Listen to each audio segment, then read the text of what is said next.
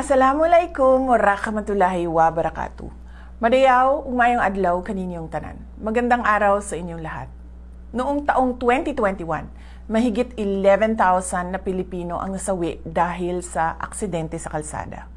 Karamihan sa kanila, mga pedestrian, motorista, siklista at pasahero ng tricycle. Marami sa mga biktima ay kabataang edad 15 hanggang 29.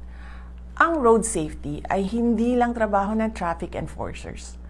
Tungkulin ito ng bawat isang mamamayan, pribadong sektor at pamahalaan. Mga kababayan, sumunod tayo sa batas trapiko. Gamitin ang tamang tawiran. Iwasan ang paggamit ng cellphone habang nagmamaneho o naglalakad. At i-report agad ang mga panganib sa daan. Simpleng disiplina, malaking ambag sa kaligtasan. Sa pribadong sektor, siguraduhing may sapat na training ang mga drivers. Panatilihing maayos ang mga sasakyan.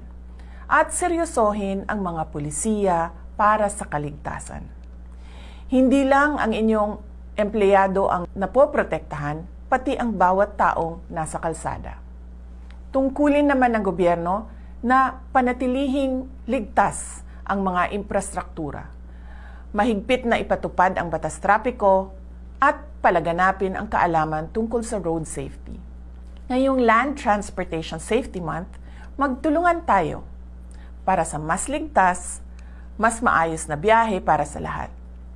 Ang lahat ng ginagawa natin ay para sa Diyos, sa bayan at sa bawat pamilyang Pilipino. Syukran.